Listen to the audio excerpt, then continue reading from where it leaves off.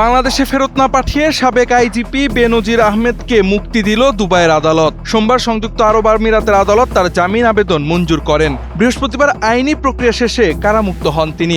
Asia পোস্টের এক প্রতিবেদনে উঠে এসেছে এই তথ্য। কারামুক্তির পর বেনজির আহমেদ জানান তিনি জামিনে কারামুক্ত হয়েছেন, শারীরিকভাবেও সুস্থ আছেন। পরবর্তী আইনি প্রক্রিয়ার বিষয়ে জানতে চাইলে তিনি এই বিষয়ে এখনই বিস্তারিত কথা বলতে রাজি হননি। তবে দুবাইয়ের একাধিক সূত্র মাধ্যমে জানা গেছে বেনজিরের জামিনের ক্ষেত্রে সেখানকার আদালত কয়েকটি শর্ত আরোপ করেছে। শর্ত অনুযায়ী বেনজিরের পাসপোর্ট আদালতের হেফাজতে থাকবে এবং অনুমতি ছাড়া তিনি সংযুক্ত আরব আমিরাত ত্যাগ করতে পারবেন না।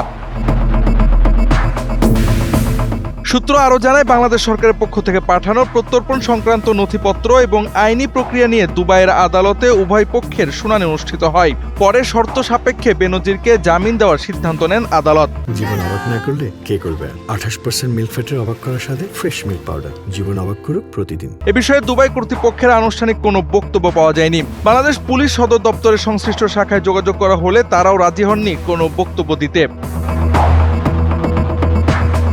এর আগে দুর্নীতি দমন কমিশনের দায়ের করা একটি মামলায় দুবাইয়ে গ্রেফতার হন সাবেক আইজিপি বেনজির আহমেদ। দুবাই পুলিশের সহায়তা এবং আন্তর্জাতিক পুলিশ সংস্থা ইন্টারপোলের মাধ্যমে তাকে গ্রেফতার করা হয়। গত 12 জুন এক চিঠির মাধ্যমে বাংলাদেশ কর্তৃপক্ষকে এই বিষয়ে অবহিত করে দুবাই পুলিশ। এরপর থেকে তাকে বাংলাদেশে ফিরিয়ে আনার বিষয়ে আলোচনা হতে থাকে। তবে শেষ পর্যন্ত দেশে ফেরত না পাঠিয়ে বেনজিরকে জামিনে মুক্তি দিল দেশটির আদালত।